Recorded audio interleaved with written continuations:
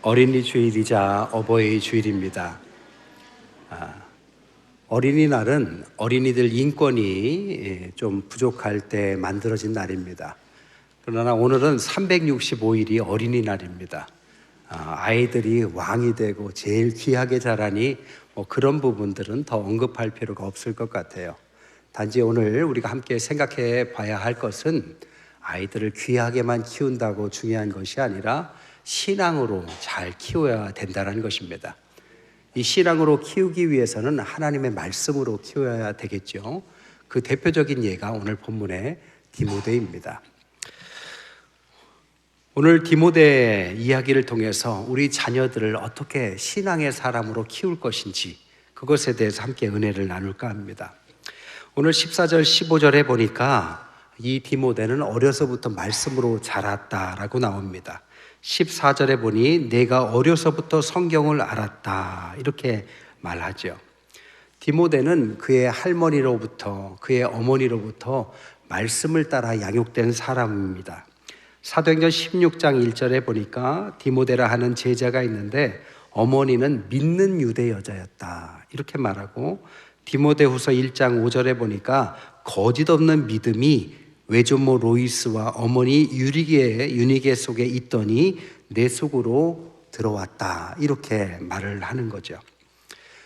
어머니, 할머니, 그러니까 신앙의 대를 디모데를 통해서 이어져 왔다라는 것입니다. 사도 바울의 1차 전도여행 때 사도 바울을 만나서 예수님을 영접하고 2차 전도여행부터는 동역자로 나서는 그 근본의 시작은 바로 어머니와 할머니, 가정에서부터의 신앙 교육에서부터 시작한 것입니다. 여러분, 신앙은 어린 시절부터 하는 것이 굉장히 중요합니다. 성경에 보니까 사무엘은 젖된 후부터, 그리고 다니엘은 10대부터, 오늘 본문의 디모데는 20대부터 본격적으로 하나님 앞에서 사용받습니다. 그 근본은 어려서부터 신앙생활을 했기 때문에 가능하죠. 세상 일도 마찬가지죠. 우리가 잘 아는 것처럼 아웃라이어라는 책에 보면 어떤 사람이 전문가로 성장하기 위해서는 1만 시간이 필요하다라고 아주 유명한 책이 있죠. 그 책에 보면 하루에 3시간씩 6일간 그리고 10.6년 정도 걸려야 1만 시간이 되는데 그 정도 해야 전문가 소리를 듣는다라고 나옵니다. 근데 이 책은 사실 이론의 원조가 에릭슨이라는 사람의 책에서 나온 건데, 에릭슨은 이거보다 더 심도 있게 말합니다. 이 10년이라는 것이 단순히 연습하는 정도가 아니라 의도적으로 훈련받는 시간뿐이다라고 말합니다. 그러니까 전문가가 되기 위해서는 10년 갖고도 부족하죠. 실제적으로 3대 학문이라 할 수 있는 법학, 의학, 신학이 학문의 기초인데요. 이 세 가지 학문을 가지고 전문성을 띈 사람이 나오기까지 법조인들, 의사들, 목회자들까지 이 전문가들이 나오기까지는 대략 10년에서 15년간 공부와 실무가 필요합니다. 세상에서도 전문가가 되기 위해서는 이 정도 시간이 필요하다면 그것을 하기 위해서는 어려서부터 시작하는 게 좋겠죠. 신앙도 마찬가지입니다. 어려서부터 했기 때문에 많은 일을 감당할 수 있는 거죠. 디모데는 이렇게 어려서부터 신앙 교육으로 시작했기 때문에 나중에 일찍부터 지도자 반열로 들어갑니다. 여러분, 자라나면서 우리가 누구를 만나느냐가 참 중요합니다. 디모데는 첫 번째로 부모를 잘 만났어요. 신앙생활하는 부모 밑에서 신앙을 위해서 헌신하는 그 어머니, 할머니로부터 흘러왔던 거짓 없는 믿음을 교육받는 그런 축복을 받았습니다. 또한 더 큰 축복은 뭐냐? 그의 영적인 스승인 사도 바울을 만났다는 것입니다. 디모데를 언급하는 성경이 26번이 있습니다. 그 26번 중에서 사도 바울이 디모데를 부르는 3번이 나오는데 다 아들이다라고 말합니다. 그러니까 아들과 같이 영적인 아버지이자 스승으로서 바울은 그를 어려서부터 도왔고 그를 키웠고 그를 멘토로서 역할을 해줬고, 그래서 결국에는 아주 훌륭한 디모데의 지도력이 거기서부터 나온 거죠. 또한 여기서부터 그는 좋은 동역자들, 사회생활을 하는 친구들이자 동역자들을 만납니다. 신라가 그랬고 누가가 그랬고 브리스길라, 아굴라가 그랬습니다. 학교로 말하면 친구였고 직장으로 말하면 직장 선후배였습니다. 그들을 통해서 그는 그 훌륭한 일에 들어가게 된 거죠. 그것뿐 아니라 그는 나중에 에베소 교회의 담임 목사가 됩니다. 그가 책임져야 될 성도들을 어린 시절부터 맡겨진 그 성도들을 위해서 돌봤고, 또한 때로는 그를 힘들게 한 사람들도 있었습니다. 성경에 보면 후메네오나 알렉산더, 데마 같은 사람들은 성경에 언급하기를 악성 종양이다라고 할 만큼 그를 괴롭혔습니다. 그리고 데마는 그를 떠난 도망친 사람으로 언급됩니다. 이런 사람들이 때로는 그를 힘들게 했지만 이런 모든 것들, 좋은 사람들과 어려운 사람들 속에서도 그의 신앙은 날로 자랐고, 그래서 초대교회의 가장 훌륭한 지도자의 한 명으로 자라나게 되는 거죠. 이 모든 배경 속에서는 바로 성경을 통한 지혜가 그에게 흘러갔기 때문입니다. 여러분, 세상이 주는 지혜와 지식도 있죠. 그러나 성경을 통한 지혜는 세상이 주는 것과 전혀 다른 것입니다. 성경이 주는 지혜가 뭘까요? 많은 것을 이야기할 수 있지만 제가 생각할 때는 하나님께 순종할 줄 아는 것이 가장 큰 지혜라고 생각합니다. 디모데는 사도 바울을 만난 것이 어느 정도 나이가 있었기 때문에 어려서 할례를 받지 않았습니다. 그런데 사도 바울이 그를 지도자로 세우기 위해서 할례를 안 받아도 되는데 받도록 만듭니다. 그 나이가 몇 살이었냐면 대략 33살이었습니다. 어린 시절에 아무것도 모르고 할례를 받은 게 아니라 33살 성인이 돼서 하지 않아도 될 할례를 받아들입니다. 순종을 보여준 거죠. 군대 안 가도 되는데 군대를 간 것처럼 큰 어려움을 순종해 갑니다. 여러분, 하나님 앞에 순종할 수 있다면 그 다음부터는 하나님이 사람을 보내줍니다. 이게 사도 바울인 거죠. 사도 바울이 앞에서 밝혔듯이 그의 인생에 영적인 스승이자 아버지 역할을 하게 됩니다. 왜? 그가 순종으로 따라왔기 때문이죠. 얼마나 그를 돌봐주느냐, 디모데 전후서를 보면 알 수 있습니다. 디모데 전후서는 어린 목회자 디모데에게 훌륭한 목회자로 크기 위한 가르침을 주는 내용이 전후서로 나와 있습니다. 근데 가만히 살펴보면요, 디모데 전서와 후서는 좀 목적이 다릅니다. 디모데 전서의 목적은 공적인 목회자 디모데가 어떻게 해야 할 일을 가르쳐 줍니다. 그리고 디모데 후서는 개인적인 신앙인으로서의 디모데를 향해서 쓴 글입니다. 그러니까 공적인 목회자로 어떻게 자라나야 되느냐, 이것을 디모데 전서에 쓰는데 마지막에 4장 7절에 경건에 이르기를 연습해라. 그러니까 경건 훈련을 게을리하지 마라. 그리고 개인적으로 네가 목회자지만 개인적으로도 신앙생활을 혹은 사회생활에 어려움을 겪을 테니 그것을 이기는 방법을 후서에 썼는데, 후서의 4장 7절에는 선한 싸움을 싸우고 믿음을 지켜라, 이렇게 말을 합니다. 영적 싸움 지지 말고 끝까지 믿음 안에서 행해라. 여러분, 영적인 아버지이자 스승인 사도 바울이 그렇게 그를 아끼고 그에게 멘토가 돼 주었습니다. 얼마나 시행착오 없이 잘 자랐을까요? 어린 시절부터 시작한 목회 생활이지만 그는 80세까지 큰 기복 없이 목회 생활을 잘합니다. 그리고 80세에 순교를 당해서 하나님 품으로 가요. 나중에 이 디모데를 위해서 썼던 디모데 전후서가 어떻게 제일 많이 사용받느냐? 이단들을 대항하는데 가장 많이 사용받습니다. 왜 그럴까요? 바로 진짜 디모데를 만드는 책이었기 때문에 가짜들을 속가내는데 유리한 내용이 들어있기 때문입니다. 하나님의 말씀, 하나님의 지혜는 뭐냐?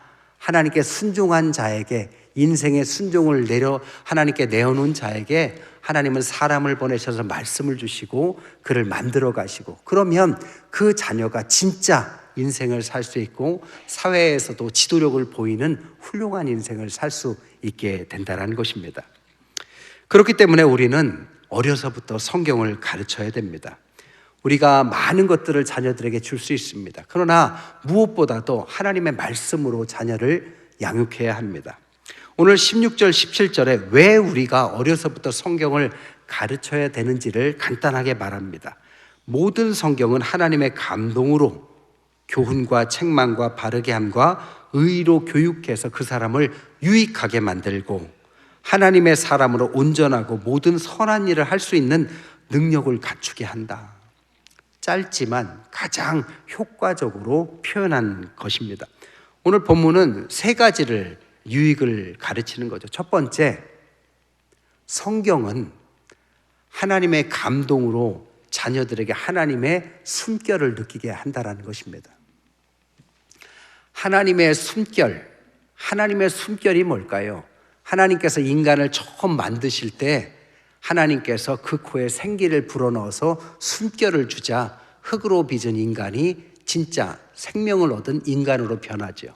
진짜 인간이 되는 것도 하나님의 숨결이 있습니다.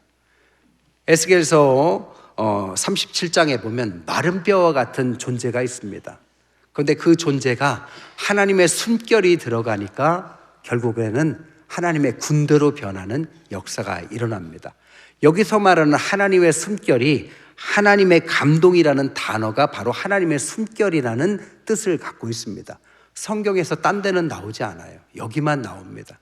그러니까 하나님의 말씀에 감동받았다는 게 뭐냐? 하나님의 숨결이 성경을 읽을 때 우리에게 들어온다라는 거죠.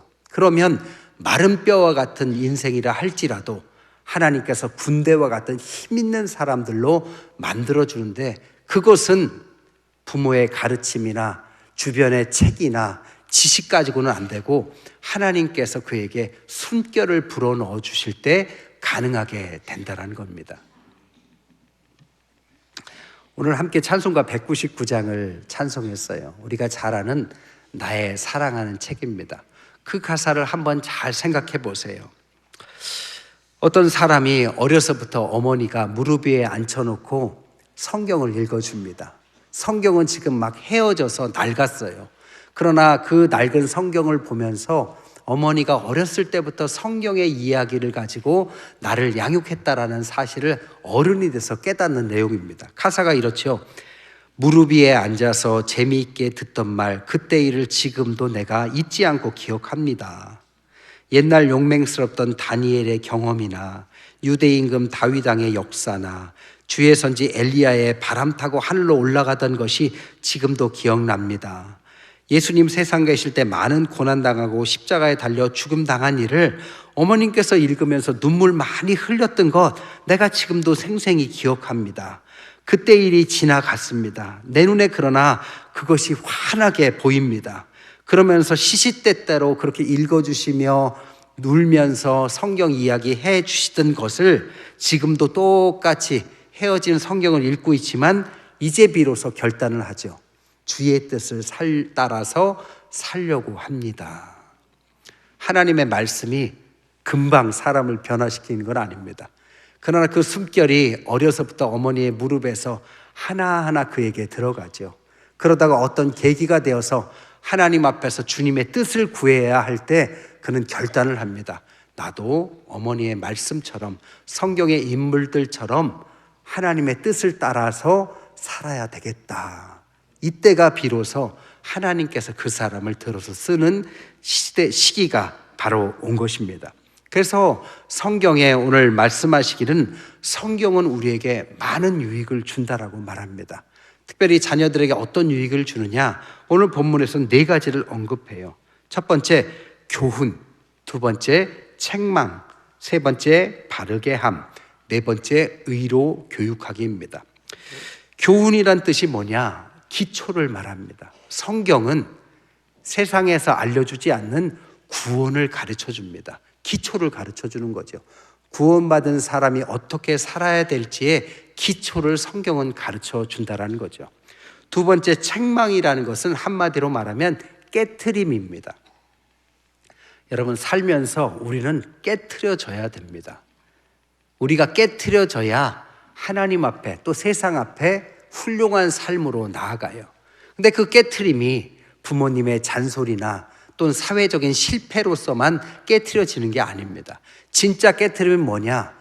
그런 일이 다가왔을 때, 어려움이 다가왔을 때 이 어려움이 어디서부터 왔을까라고 생각할 때 부족한 나를 하나님께서 깨트려서 쓰시려고 하는구나라고 할 때 비로소 진짜 깨트려진다는 것입니다. 그게 신앙의 깨트림입니다. 그때 비로소 하나님의 사람으로 변화되는 변화를 성경을 통해서 시작된다라는 것입니다. 세 번째, 바르게 함은 과정을 말해요. 하나님의 사람들은 과정을 통해서 변해요. 교정하시고 회복하시고 발전시킵니다. 그러나 우리가 이렇게 자라날 때 바르게 하나님께서 만드실 때 한 가지 성경을 통해서만 배울 수 있는 것이 있습니다. 그게 바로 뭐냐면 죄의 뿌리는 우리가 스스로 해결할 수 없다는 사실이죠. 성경은 그것을 가르쳐 줍니다. 그래서 그것을 넘어설 수 있도록 과정을 겪게 해요. 마지막 네 번째가 의로 교육하게입니다. 양육을 말해요. 사도 바울이 왜 이 양육을 언급하느냐? 사도 바울이 살았던 시대에 그리스, 로마 이 철학이 워낙 성행했던 시대이기 때문입니다. 우리가 잘 아는 소크라테스나 아리스토텔레스의 철학도 이 당시의 철학이죠. 그러니까 세상은 철학을 가지고 지혜와 지식을 가르치고 양육을 하는 시대입니다. 근데 왜 우리가 성경을 통해서 양육받아야 된다라고 말하느냐? 성경만 가르치는 것이 있습니다. 죄의 뿌리도 가르치지만 진짜 의롭게 되는 방법을 가르치는 거죠. 우리 스스로는 의롭다 하심을 얻을 수 없지만 주님께서 이 땅에 오셔서 십자가를 지심으로 의롭게 하셨고 그 의로움을 우리에게 덧입을 수 있는 칭의를 가르칠 때 비로소 의로운 사람이 된다라는 의로 교육이라는 양육은 성경밖에 가르칠 수 없다라는 것입니다. 이 과정을 성경을 통해서 우리에게 숨결로 불어넣어 주시는 거죠. 두 번째, 성경은 우리를 온전케 합니다. 자녀들에게 최선을 다해서 가르쳐도 다르게 자라는 것은 부모가 어떻게 할 수 없는 부분들이 있습니다. 그래서 말씀으로 온전하도록 만들어야 합니다. 오늘 본문의 디모데는 한 가지 핸디캡이 있었어요. 사도 바울이 어려서부터 말씀으로 그를 잘 양육했지만 한 가지 너무 어린 것이 문제였습니다. 디모데전서 4장 12절에 보니까 누구든지 내 연소함을 업신여기지 못하게 하라 이렇게 말해요. 여기서의 연소하다라는 원어가 네오스인데 그 당시에 나이로는 군대 갈 나이부터 40세 이하까지를 이 네오스라고 표현했습니다. 그러니까 33살에 할례를 받았으니 30대였겠죠. 30대는 그 당시에 교회에서 지도력을 발휘하기에는 좀 부족한 나이였습니다. 그래서 교회 내에 그를 믿지 못하는 사람들이 영적 리더십을 흔들었어요. 그러니까 디모데가 아무리 열심히 해도 믿어주지 않으니 그것을 온전하게 사역하기가 힘들었죠. 그때 사도 바울이 디모데전서 4장 12절에 뭐라고 하느냐? 오직 말과 행실과 사랑과 믿음과 정절에 있어서 믿는 자의 본이 되라. 이 티포프라는 단어는 모델이 되라는 뜻입니다. 그럼 어떻게 모델이 되느냐? 앞에 세 가지 권위를 얻지 못하는 연소함을 극복하는 세 가지 예를 듭니다. 그 세 가지가 뭐냐? 첫째, 병사가 되라. 두 번째, 경기하는 자가 되라. 세 번째, 농부가 되라. 병사가 되라는 의미는 뭐냐? 여러분, 군에 가면 옷들, 속옷들, 먹을 것들 다 줍니다. 마찬가지로 네가 하나님의 부르심을 받았다면 먹고 입고 쓰는 것들을 걱정하지 마라. 하나님께 맡겨라. 이런 뜻입니다. 또한 경기하는 자라는 것은 경기를 하는 선수가 룰을 지키듯이 너는 하나님의 법을 묵묵히 따라가라. 세 번째, 농부가 되라는 것은 씨를 뿌리는 농부가 제일 먼저 소산을 거두는 특권이 있듯이 네가 지금 눈물로 뿌리면 그 모든 것을 첫 번째 네가 거둘 수 있는 특권이 있다는 사실을 기억해라. 이런 뜻입니다. 이런 가르침이 연소했던 디모데를 훌륭한 리더십 있는 지도자로 만들죠. 즉 그를 온전케 한다는 것입니다. 마지막 세 번째로는 성경은 선한 일, 선한 영향력을 준다라는 것입니다. 어디 보니까요, 어려서 특히 아버지가 어려서 아이를 교육하기 위해서 큰 소리로 막 꾸중을 하면요, 두 가지가 생긴대요. 첫 번째로는 아버지가 절대적인 존재인 나이니까 아버지가 너무 무서운 거죠. 두려움이 생기고 또 하나가 분노가 생긴대요. 두려움 반, 분노 반. 그래서 성인이 돼도 이 두려움과 분노가 사라지지 않고 큰 소리가 날 때마다 똑같은 마음을 평생 갖게 된다는 겁니다. 그러니까 어려서부터 부모가 신앙적으로 양육하지 않고 화를 내면서 가르치면 아이들에게 평생 지워지지 않는 악영향을 끼치는 거죠.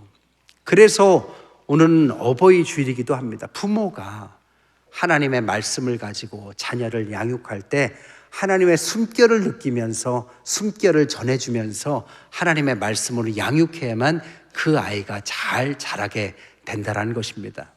한 가지 이야기만 더 할게요.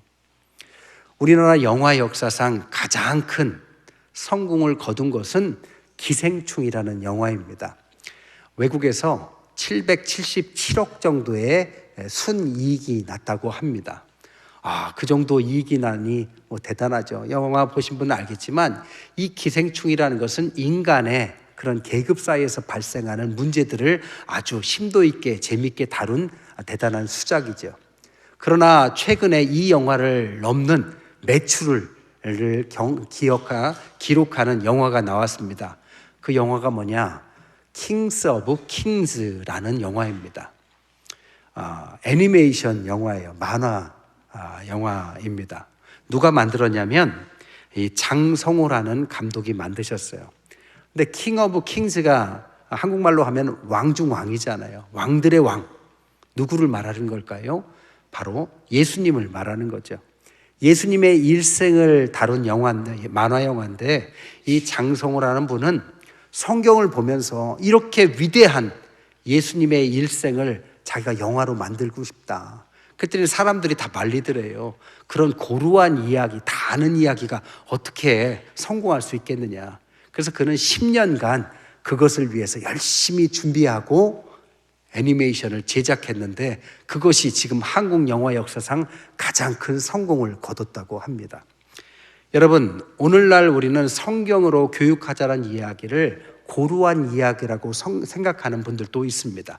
너무 당연한 이야기인가요? 아닙니다. 이 시대에도 과거에도 앞으로 역사가 존재하는 한 인간이 가장 훌륭하게 만들어질 수 있는 방법은 하나님의 숨결이 깃들어 있는 성경으로 교육하는 길뿐입니다. 우리 신앙의 힘은 바로 여기서 나오는 거죠. 오늘은 어린이 주일이자 어버이 주일입니다. 가족에 귀한 자녀를 주셨지만 자녀의 성공을 원한다면 여러분 다른 길을 선택하지 마십시오. 어려서부터 말씀으로 잘 양육하고 그 양육하기 위해서 여러분부터 말씀으로 서 가시며 하나님의 숨결이 여러분의 가정과 자녀에게 넘치시기를 주님의 이름으로 간절히 축원드립니다.